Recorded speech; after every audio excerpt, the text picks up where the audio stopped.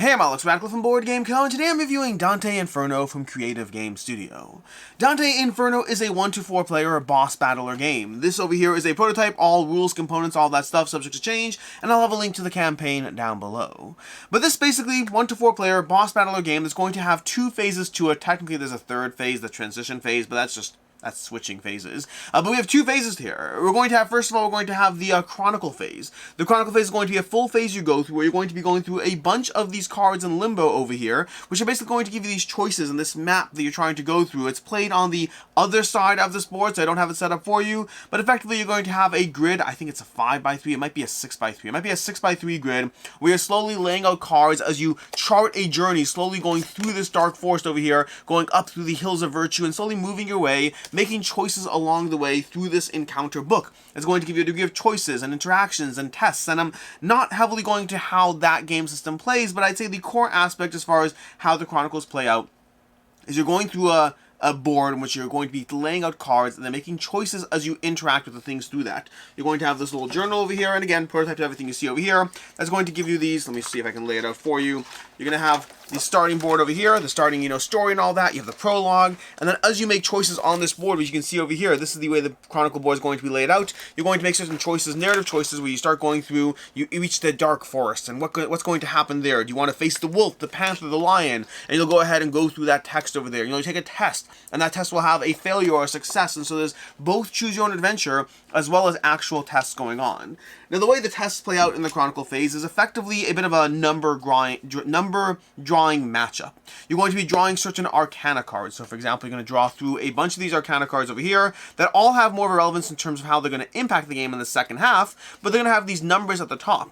And then you're also drawing cards from a separate pool of cards. Let's go ahead and show you some of these. So you're going to have these number cards, and then you're drawing cards from this little blue deck and this little red deck equal to the strength of the test. So, for example, if you're taking a strength 3 test, you'll go ahead and draw 3 of these over here. So there's going to be 3 blue cards. You're also going to go ahead and draw 3 red cards, and then it's up to you to try to match up these cards to be able to go ahead and create pairings between blue and red cards, well, at least 3 times. It's a strength 3 test. So to that end, let's go ahead and look over here. If we have a 1, 2, 16, 10, and 15 laid out on the board, ideally prettier than this because we're actually utilizing everything in front of us. But for example, I can go ahead and say, hey, we have a 5 and a 4 together, and 5 and 4 minus each other, although maybe I shouldn't do that. No, I'm going to do that. 5 and... we're going to go ahead and think this through. We're going to have a... see, this is the problem where you start thinking through how you can actually make this work. But for right now, 5 minus 4 equals 1, so that's going to be the 1 paired off over there. Can we get anything else as far as these other pairs? We could do 6 and 3, 7 and 10. Can we do anything here? We could do 7 and 3 equals 10. Actually, we got this. 7 and 3 equals 10, and 6 and 10 equals 16. We just went ahead and passed that test, which is great. There's a degree of combining things, finding it out, but also there's a degree of luck in that as well, where you either have those or you don't. I shouldn't say it's that binary. Sometimes you might have it and not see it, but for the most part, you either have the combinations or you don't.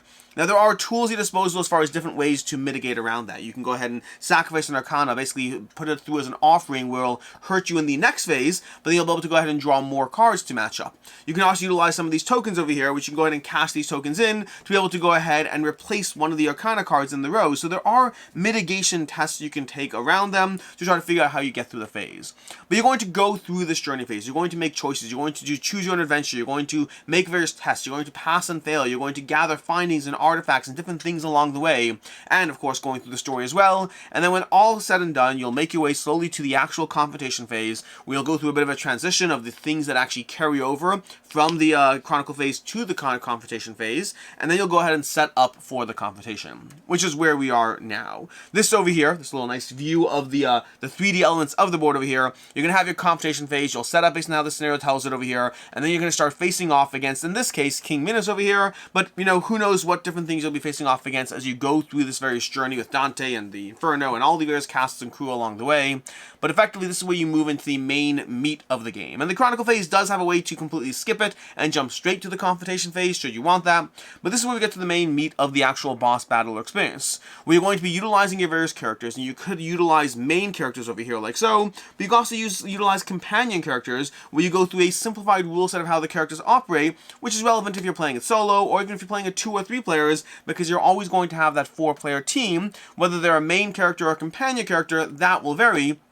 But then you go through this trying to take actions and manage your vigor, which is sort of your health. It's your health and your energy in the game. If your vigor's at 0 and you take damage, you're going to take wounds. If your vigor's at 5 and you take 3 damage, you'll just lower your vigor. So it's a bit of a health and energy system. So as you spend energy, you need to be mindful that you're effectively lowering your health. But if you don't spend energy, you're not making progress. You want to keep a nice little buffer there as far as how you try to operate as you deal with how the game board is going to strike you back.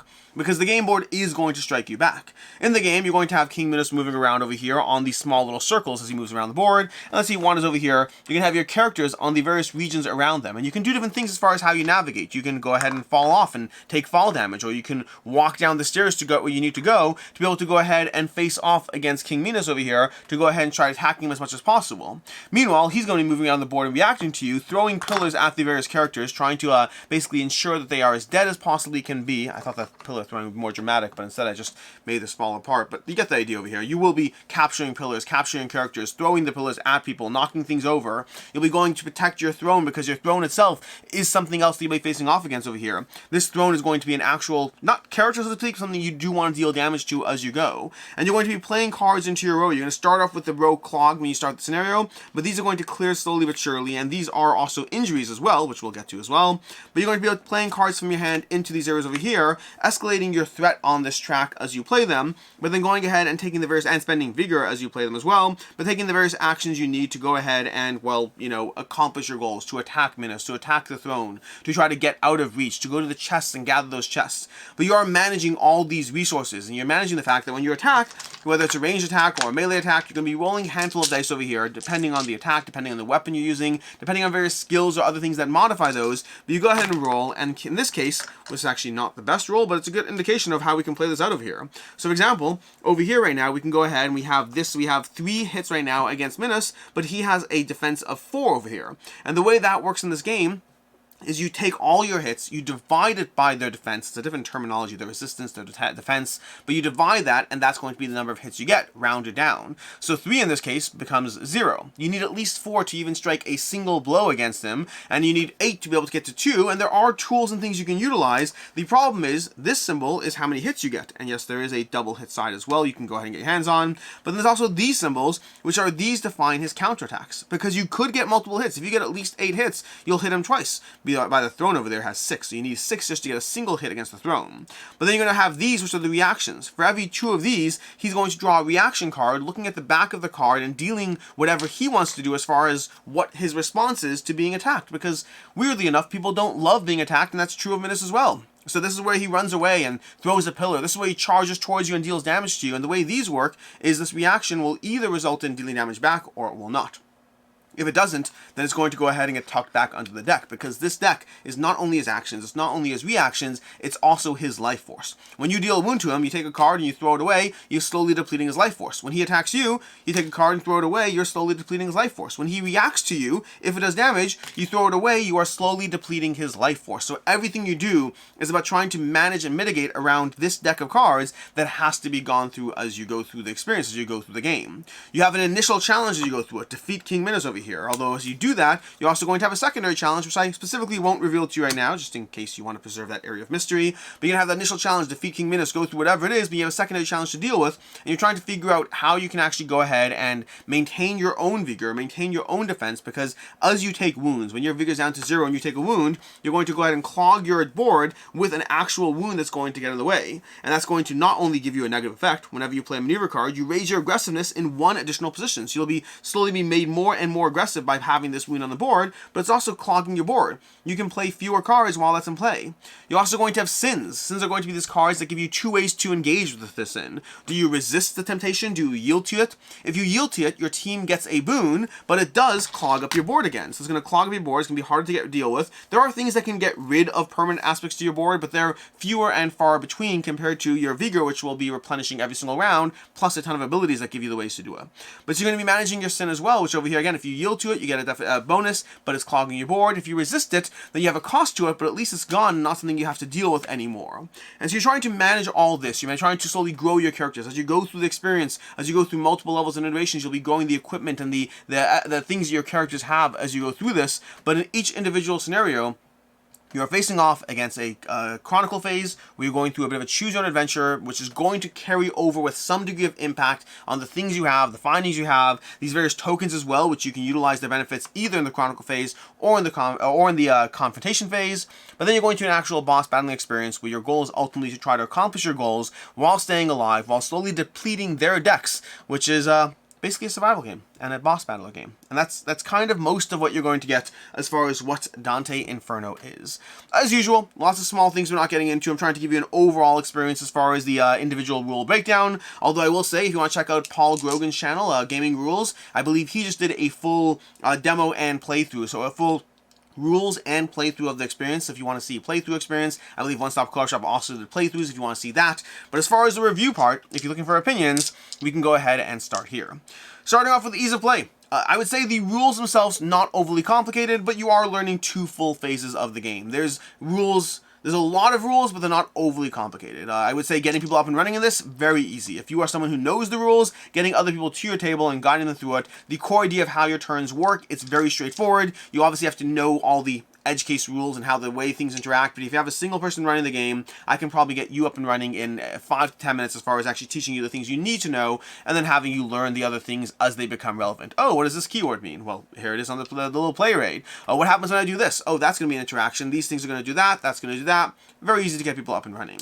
As far as what I like, don't like, and can see others not liking, starting off with what I like, which is, well, there's a bunch of things here that I do enjoy about the game. There's a whole lot of things that let's try to focus on different elements one at a time. Let's start off with the fact that this is broken down into 2 phases. You have that story phase, the chronicle phase, you have that full boss hunter phase, and I like when games do that in general. At least if they do them well, I like when they do that, because it breaks up the pure monotony of just boss hunting, boss hunting, boss hunting. There's an actual story to go through, there's tests to make, there's a degree of choose your own adventure as you go through that chronicle phase. Now, I am curious how much it will actually impact things past the little degree of carryover as far as, you know, which pieces of equipment, which relics, which findings you walk into the experience with. Is it only impacting you that way? Is there anything else? I believe it's only impacting you in the first way, which is how you get into the scenario. But past that, there's a degree of story, which is going to be enjoyable. There's a degree of choose your own adventure, which is fun. And then there's the tests, which we'll get into when I talk about the things I don't like, because I'm not quite as much a fan of the way those tests work over there.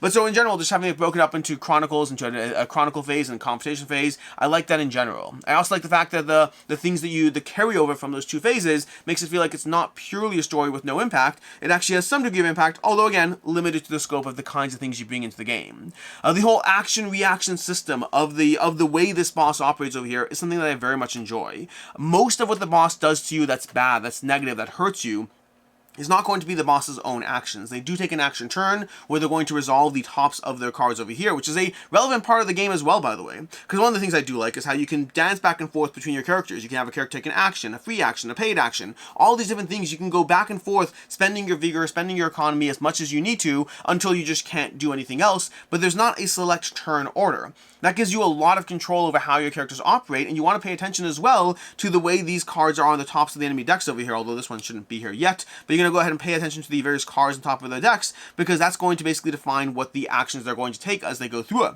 Which means as you look at those cards and you try to play out the board, there are times when you get to the end of your main thrust forward of the things you're trying to do, and you look at the cards in front of you and you're like, you know what? We can take this. We can take what's coming at us right now. So you know what? Let's not do anything else, because if we do anything else, then he's going to go ahead and react, and he's going to play this, and now this is the action, and we don't know what's on top of the deck. And so there's a degree of deterministic gameplay there, a little bit of a push your luck elements of how far do you want to push. If you think you can currently handle what's being thrown at you, do you go ahead and stop fighting, because that might trigger a reaction, which totally changes the way the game state is going to evolve. And so I like that sense of being able to work around what's coming, be able to predict and control what's coming to a degree.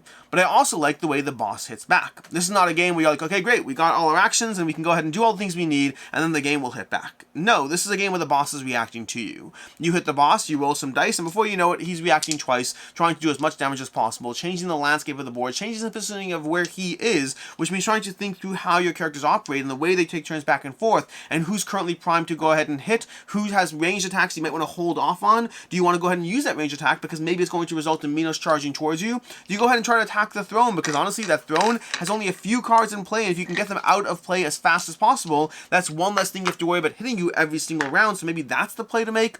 There's a lot of agency and choices to make around how the game operates, both in terms of what you see is coming and in terms of what you don't see is coming, and that combination of deterministic plus luck-based gameplay really works for me overall. I also like the companion system in this game. The fact that these characters as you go through it are very involved. Personally, when playing this, I've played this both with multiple players and solo. When playing it solo, I like controlling 2 characters, but 4 is a bit too much. Controlling 2 full characters plus 2 companions, I find that's a good match as far as giving me the ability to dive into a full character, dive into their decks of cards, because their cards are fun. As much as the companions give you distilled, fun little, actions to take, it's a little repetitive as far as, going through them again and again. So I like having full characters and companions, and they do feel powerful enough. They do give me enough of a sense of their presence matters, what they do matters. It doesn't feel like they're it does feel dumbed down. It doesn't feel like they are, less powerful, less interesting to play through. So I like the system in general as far as the companion system going on in the game on top of everything else. As far as things I don't like in the game, there's really going to be 2 things. Well, one thing and then more of an asterisk. The one thing is effectively, I did find that the first time I played through this game, I really enjoyed it. And also worth noting, prototype again, and we only have one scenario. I shouldn't say we. I think there's only one scenario to go through, which is one chronicle phase, one confrontation phase currently out there, which means I've only gotten to see a specific slice of this game. That's going to be more the asterisk part. The thing I didn't like, though, is having gone through this, a few times, because playing the same scenario at least twice to go ahead and be able to give you an actual informed opinion that isn't based on a single solitary play, means that I will say that going through that initial chronicle phase, the first time I went through the chronicle phase, I thought it was fun. I enjoyed it. I found the tests charming. The more I did the tests and playing through it again as well, I will say that I am much more reserved on the chronicle phase. I think that the chronicle phase it does give you a degree of story, but I don't know if I love the story. It's a good story. I'm fine with it. I'm not here to read it though, but it's okay. It doesn't deserve to exist in its own right. It has to have mechanics attached to it, and the mechanics part, I don't know if I love them as much. The first few times I did those tests, I was like, ooh, this is a fun little number challenge. Let me try to pair these up and all that. And then the more I did them, the less rewarding I found them. I find the tests to be repetitive and luck-based, which the combination of those two doesn't work for me overall. Do I think you'll have a bad time with them? No, but I think there could be better systems out there. The first time I went through this, if you follow my other content when I talk about things as I'm going through them, usually with the caveats of, hey, first play, take it with a grain of salt, I really liked the Chronicle phase the first time I went through it. I was like, oh my gosh, this is so much fun. It's like, I haven't had this much fun since, Oathsworn, and then that hasn't held up for me, unfortunately. So that initial praise has watered down heavily going through it again. And again, I don't know how replayable it's meant to be. I didn't get a strong sense of replayability. The first time was great. The second time felt like a chore that I was, pushing myself through for the sake of getting to this review. But again, I don't know if you plan on going through it again, but I think even different stories wouldn't change my opinion of it. I think the tests I found repetitive and luck-based, which worked me at first, and then lost their charm very, very quickly. Secondly, though, that's really the only real complaint I have there. The other thing, which is more of an asterisk, is I really like the boss hunting phase of this. Having gone through this part multiple times, and again, even with the repetitiveness, it plays out so differently. The degree of reactions going on in the game, just the way the character operates, and the slice of these cards you'll see, and so many of these action cards, you'll never see the actual action because you only see the reaction part because you've been hitting him, and so he responds accordingly, which means playing through it again, you see so much different aspects to the characters, to the way they operate, the things they'll do. So I think the replayability on the boss hunting phase is very rewarding. But the problem is this is a single slice of this game. This is a single scenario in all of which is Dante over here, and that means that I do have the hesitancy as much as I like this, I want to see more of it before I'm too favorable in the game. So it's not really anything I don't like, it's just that there is a giant asterisk as far as the experience I've had here and my ability to accurately critique it based on a single scenario.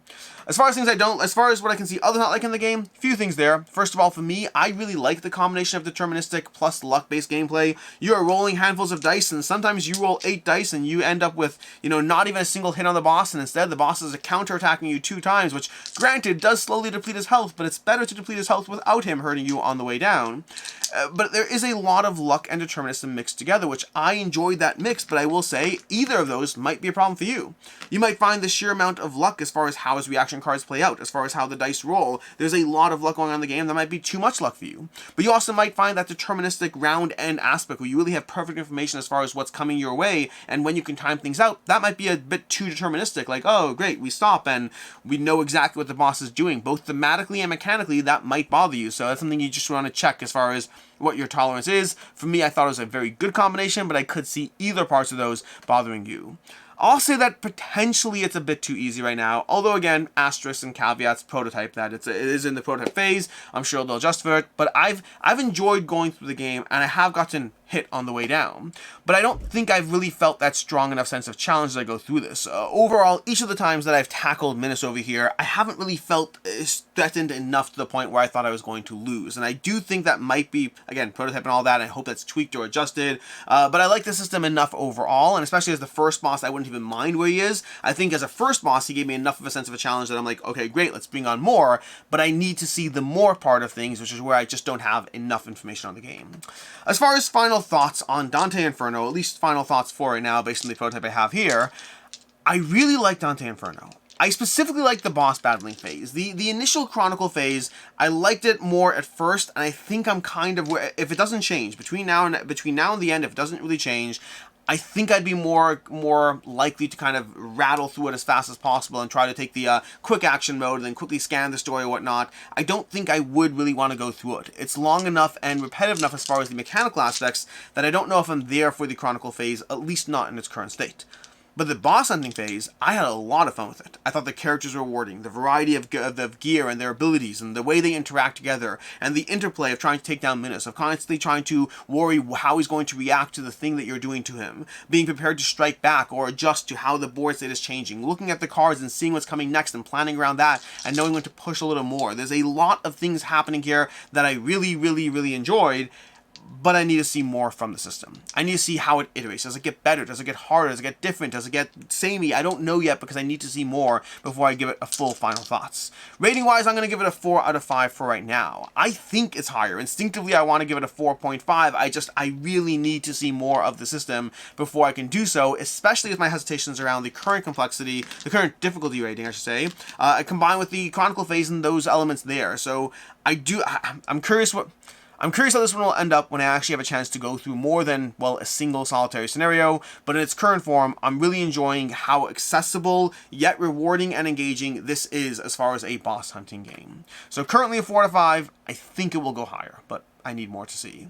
As far as other game recommendations, first of all, if you're looking for another boss battling experience that I think gives you a narrow amount of gameplay, meaning not overly abundant. One of the things that's nice about Dante is it's not going to be giving you too much gameplay. It's not going to be giving you too little either, but it's not giving you 50 scenarios to go through, which makes it more of an accessible journey to go through. And if you're looking for other games like that, I highly recommend checking out Wild Descent, which gives me a similar vibe as far as multiple degrees of threat going on, because you will, well, I guess it might be scenario dependent, but you will have multiple degrees of threat going on the board in this boss hunting scenario.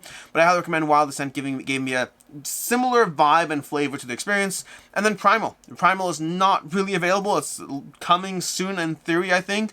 But I did have vibes of Primal going through this in terms of the way you're going to be lashing out at the boss, and he's going to be knocking you back and reacting to you. The way that much of what the boss does is effectively a reaction to you. I really got similar vibes from this as I did from Primal, which is a game I haven't played in a very, very long time.